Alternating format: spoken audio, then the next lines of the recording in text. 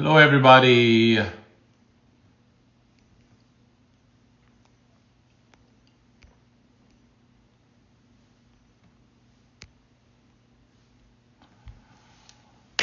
All right.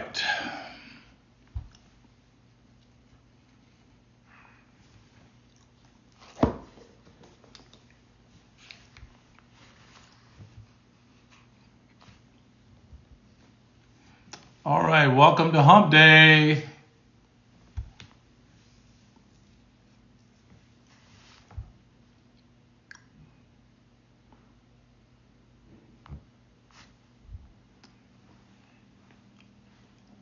All right. Let's see. Let's see who's out here. Let's see who's out here.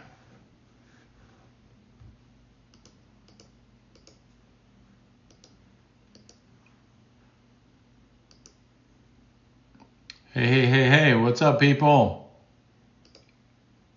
Welcome, welcome, welcome.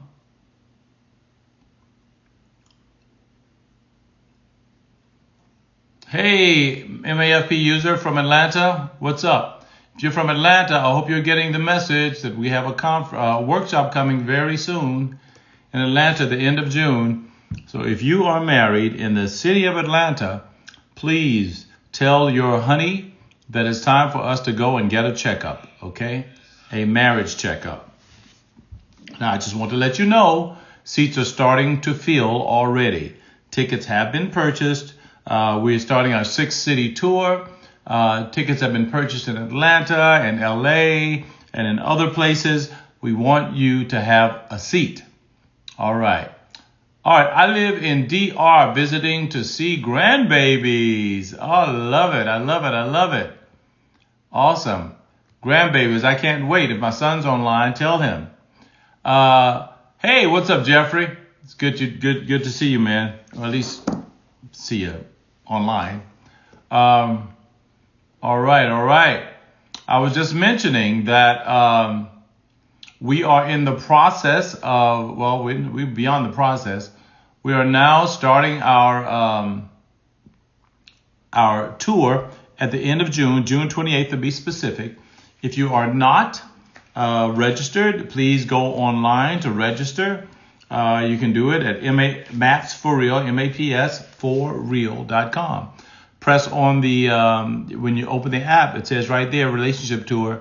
Just click on that and it'll take you directly to where you can find tickets. Tickets are being bought already. They're being bought in Atlanta and LA, and we have 4 other cities, where people are looking to be. So please get your tickets. We want you to have a seat at the table. It's going to be incredibly exciting and transformative. I'm telling you, couples leave. They come gritty, but they leave holding hands. It's an awesome time. And we will offer also a great question and answer period. Well, this is a little different. I don't see this at you probably won't see this at many conferences. We handle marital problems right there on the spot. So if you're having some challenges or what have you, we want to talk to you right there. You have to give us your consent also as well. But if there are questions and answers, we handle those questions right there in real time. Okay, it's really exciting and very therapeutic. All right, you'd be surprised at how much people encourage one another. So we expect you to be there.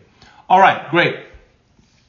What's up, Jean Glasgow from St. Lucia? I am so envious of you in St. Lucia. I spent about 6 weeks out there doing some filming. I love the island. Beautiful island. Oh my gosh. What's that big rock somewhere? It's a big mountain, a big rock or something. I can see it, but I don't know what the name of it. There's a name. But it's such a beautiful place.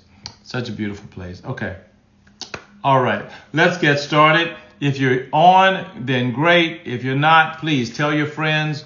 Tell them to join us. Hey, what's up? Melissa from Huntsville, Alabama. How does someone get registered in Atlanta for someone who doesn't have the app? Well, Melissa, if you're on the app, sweetie, so you got it. But if they don't have the app, they don't have to. Look, the app's free right now. They can download the app. But if not, go to Maps for Real. Wendy, if you could put that URL up there, mapsforreal.com, mapsforreal.com, and you will definitely can register right there. Also, Renee, how you doing? From Palm Springs. Love your city. Probably too hot to be there right now, but anyway. Okay, let's jump right into it because don't want to take too much time away. All right. The question tonight is, are some things in marriage unforgivable? Are there some things in marriage that are unforgivable? Now, I could very easily just give you an answer, but it's not up to me because there's a, believe it or not, there's a sliding scale when it comes to forgiveness. So what might be forgivable for me is not forgivable for another person. What might be unforgivable for me is not. But are there things that you feel are unforgivable when it comes to marriage? I knew of a couple, no name shall be mentioned, and they had a very open marriage. One, I didn't approve of it, but I wasn't married to him. Very open marriage where she actually went out and she got women for him. That was accepted in their marriage. In fact, I knew two couples like that, actually, where the wife would go out and find women for the husband.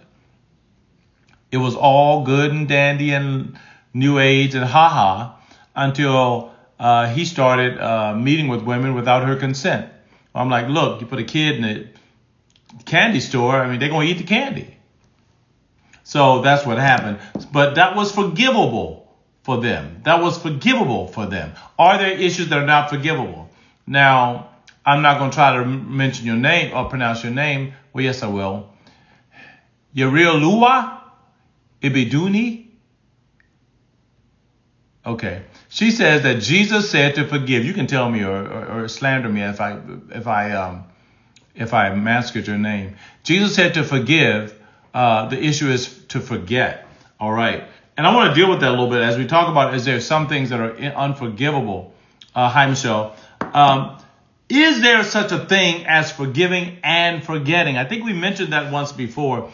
We all can forgive, but is it possible to forget? Or are they mutually exclusive? Are they the same?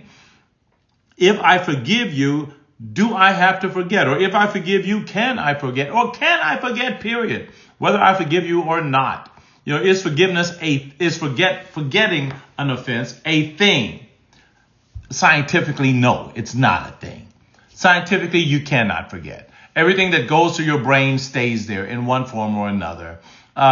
Through old age, we allow time and space and other things to separate us from that closest memory. But generally, it's there. If there was some way to stimulate that memory, it would bring itself back because everything we see is sort of etched on our brain. So can we psychologically or scientifically forget? No. Can we emotionally forget? More times than not, no. If you were to think about your relationship that you're in now, whether it's with your spouse, your girlfriend, or your mom or sister or whomever, you probably can think back to an offense that you guys encountered where if I were to ask you right now, you would be able to recount exactly what happened. And y'all might be cool. Y'all might have forgiven, gotten over it. But if I were to ask you to recount that, I don't want to bring it up, but this is what happened. I don't want to talk about it, but this is what happened. You did this. Yeah. Are you living beyond it? Yes. Are you coping with it? Absolutely. Have you gotten to a point where it's not affecting you? It's not triggering you as it used to? Absolutely. But did you really forget it? No, you did not. Why? Because you cannot. You can't. And I think it's irrational and unreasonable for people to try and convince or cajole or encourage somebody to forgive and forget. Not possible. My lovely wife, you can't forgive and forget unless you're hit with the Alzheimer's. You can forgive and move forward. Okay. If you're hit with the Alzheimer's, even then, it's a matter of you recalling, but did your brain erase it? That's the only case in which I understand. It's almost like there's a big eraser erasing your brain and you can do nothing about it. Horrible thing. But regardless of that, no, you cannot forget. Okay, so are there issues? You guys, please, if you're on for the first time, ask questions as I'm moving, as we go forward. Comments. We will tackle them and roll. We hit and roll. Okay, so in marriage, there are many acts that people would consider unforgivable. They include infidelity, abuse, physical, emotional, or sometimes verbal, and chronic, and I repeat, chronic dishonesty is also one of those areas where someone says it's hard to be married to someone.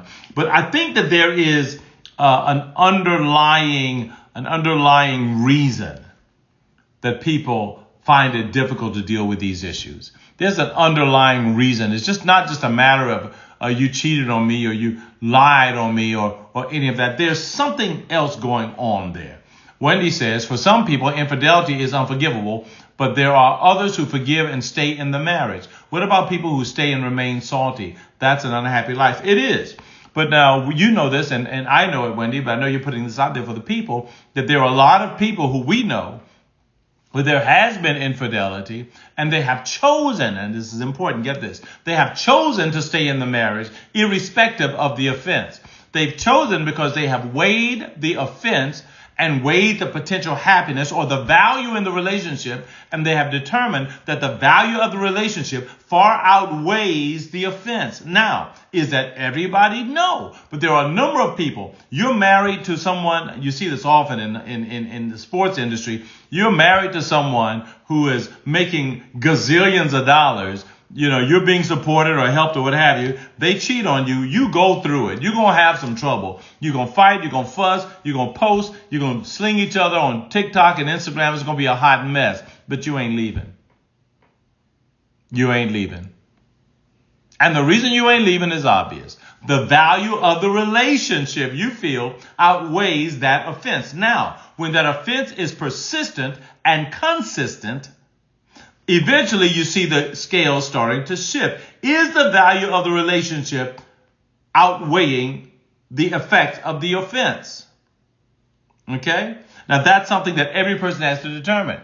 Okay? They have to determine whether the value of the relationship outweighs the offense, the effect of the offense. But if you're going to stay, shouldn't you be determined to be happily married? That takes next level emotional and spiritual maturity. Yes. And you're absolutely right. If you're going to stay, first of all, let me say, whether you're going to stay or leave, forgiveness is mandatory. Forgiveness is mandatory. Forgiveness does not necessarily or just say that, hey, I forgave you, so we together. That's not what forgiveness says. Forgiveness says, I'm releasing you from my judgment. Because I'm releasing you from my judgment, now we have a decision to make. I'm releasing you from my judgment, but can I live a happy life with you? Can I trust you? Have our values shifted? Are we now operating in the same values spectrum? Okay, have your values changed?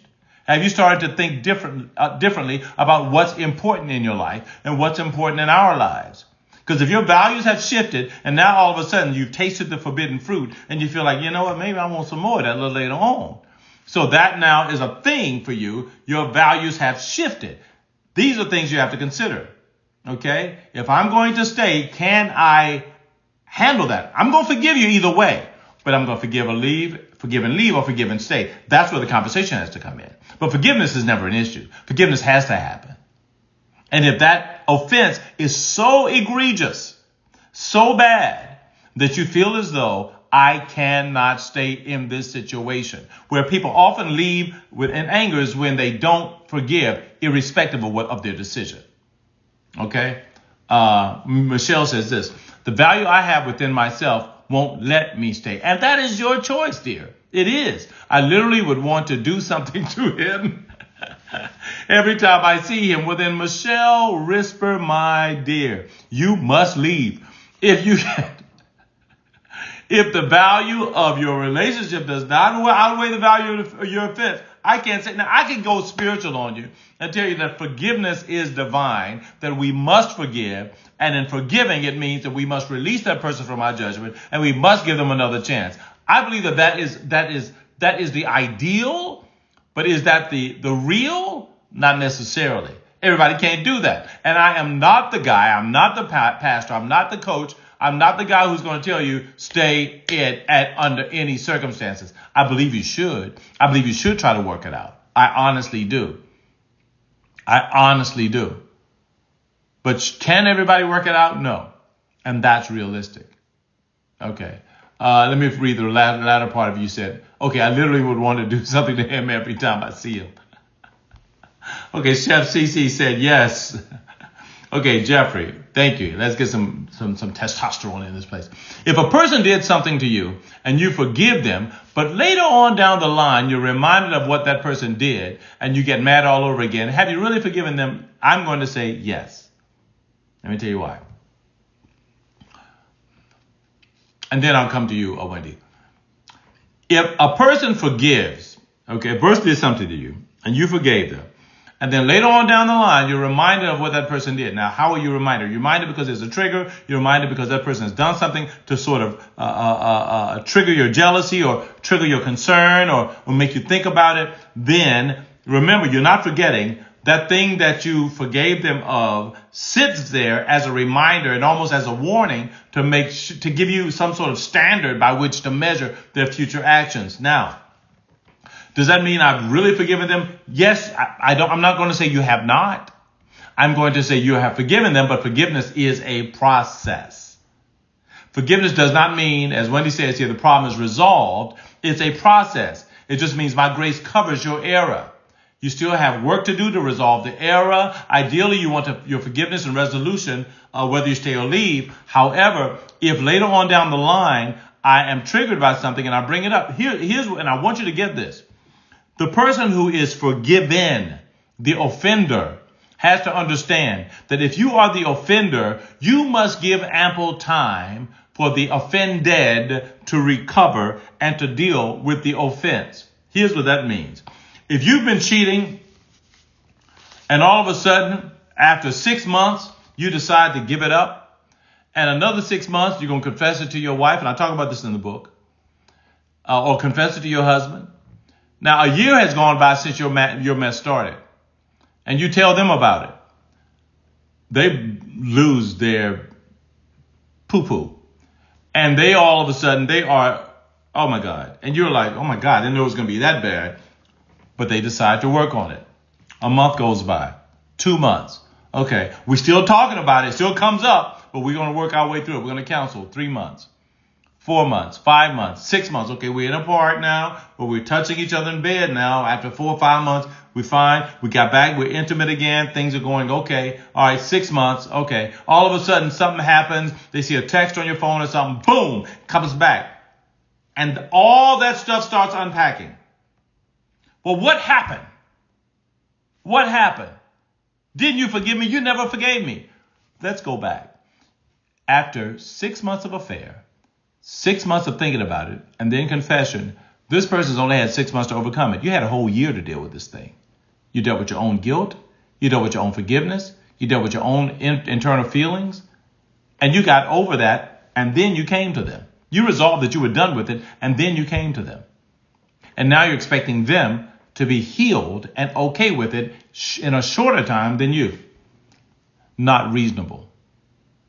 And what I tell people who have committed offenses is that if you're willing to commit that offense, confess it, and then stay, you must deal with the time that it takes your offended party to recover. You do the crime, you got to deal with the time.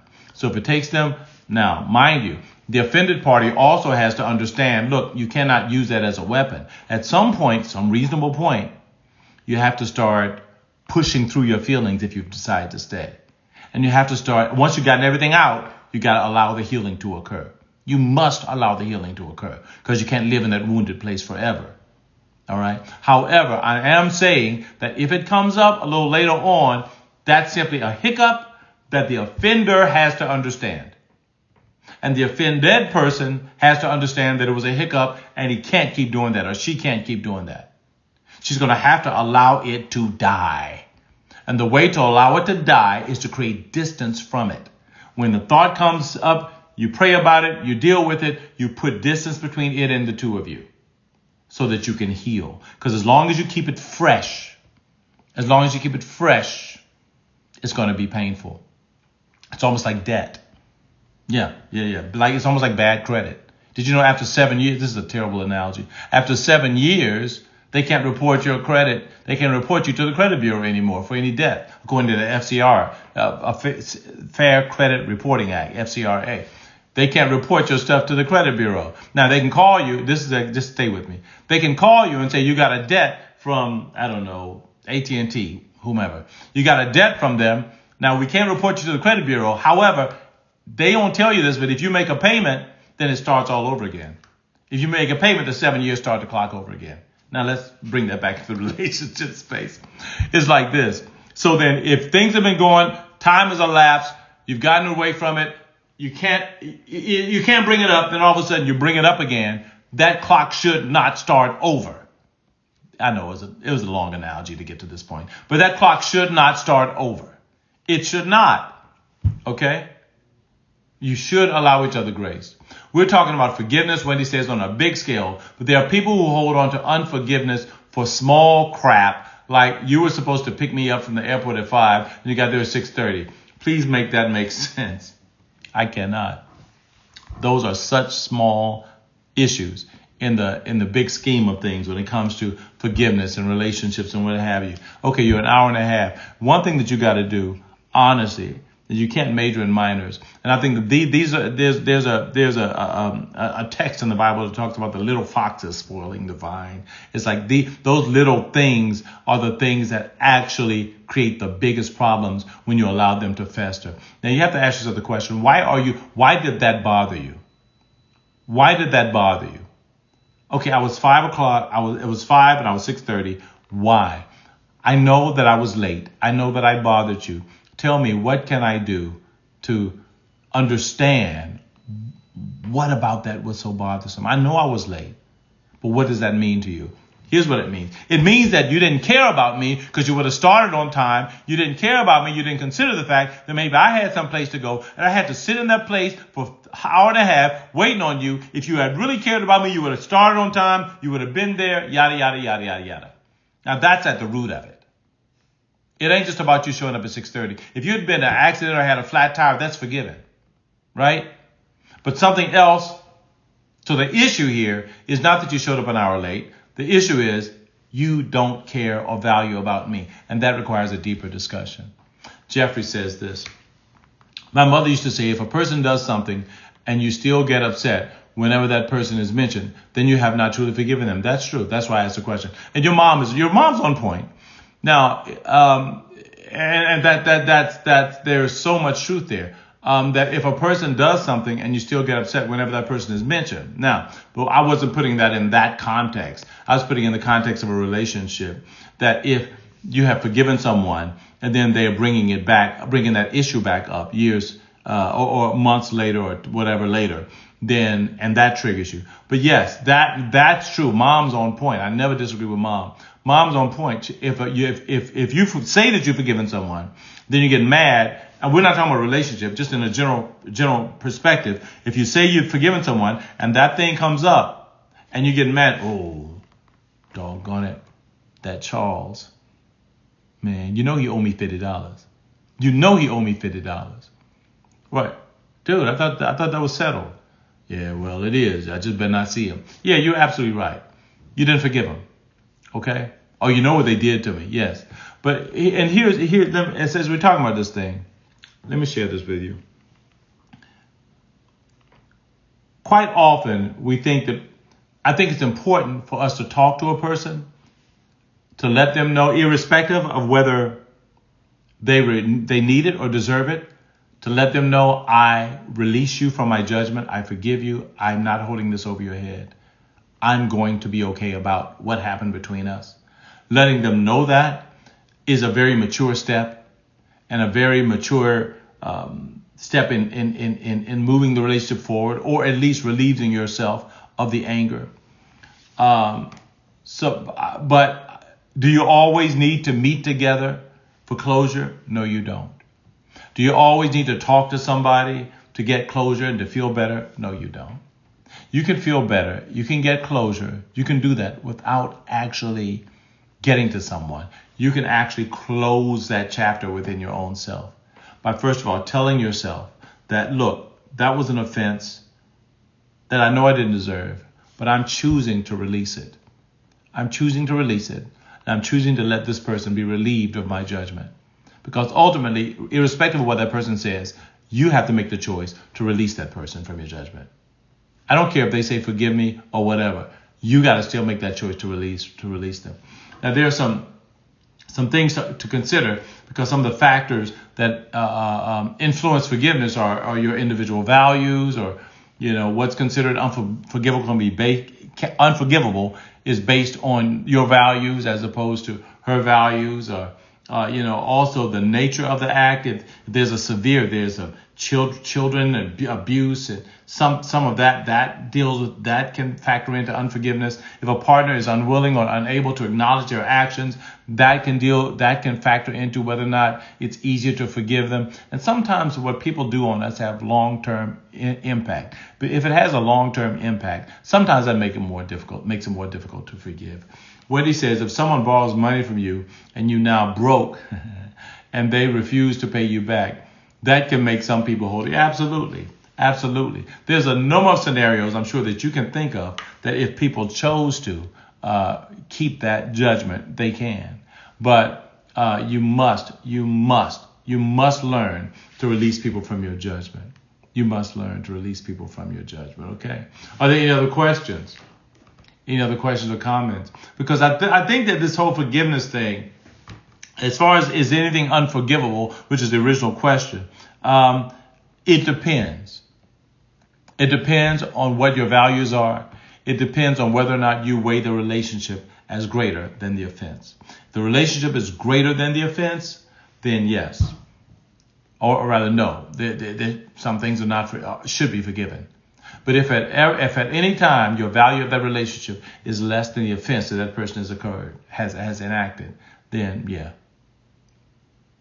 you might have trouble forgiving. But you gotta forgive. The question is whether you're going to maintain friends. Okay. All right, Jeff, I get what you're asking now. Like if your spouse does something and you thought the issue was resolved. Yes, exactly. And years later, you say, you remember when yes, absolutely. You're absolutely right. That's exactly where we're going with that, Jeffrey. So yeah, thank you for that. Sorry for that. I'm glad you got that clarification. That it's about whether or not you forgive in your relationship and that person brings that thing up again. Has it truly been resolved? Has that truly been resolved? And the question is, it might be. It might be resolved. It's just simply that in your relationship, in your close communication, there was a trigger. And if you are the offended person, you have to understand that was a trigger, and you can't rehash that whole thing again. And if you are the offending person, you have to understand that this is a part of the healing process, and I have to administer grace and allow this person to heal. Okay? There you have it. All right. I hope you got that. I hope you got it. I'm going to press again. Remember, the tour is coming up. I hope you remember. Please get your tickets. If you're in Atlanta, I want to see you there. If you're in Dallas or Houston, at our next event, I want to see you there. Or the DMV, DC, Maryland, Virginia area, or Chicago or LA, I want to see you there. Tell people about it. I'm telling you, it's going to be life-changing. It's going to be life-changing. So let's get this up and running, okay? Atlanta is June 28th. Go on the inside, on the front of the app when you first come in, when you're coming to this live. Click on Relationship Tour. All the events are there. Or go to MAPSFORREAL, MAPSFORREAL.com, and you'll find that out, okay? But it's June 28th. You'll find all the details there. Thank you, guys. God bless you. Okay, will not be lazy. Thank you. All right, Chef Cece. And if you're Chef Cece, where are you located? You're in Atlanta? All right, Chef. Every now and then, I know people in need of a good chef. So put your information in the app and let folk look you up. Let them know who you are and what you can do, your culinary expertise. All right. God bless you guys. It's been a pleasure. I look forward. Now, Wednesday is cool. I like Wednesday. I'm wondering if we should do Wednesday next week. We were doing on Tuesdays, but I'm wondering, but for right now, we'll do on Tuesday next week. Okay. All right. God bless you guys. And we'll see you on next.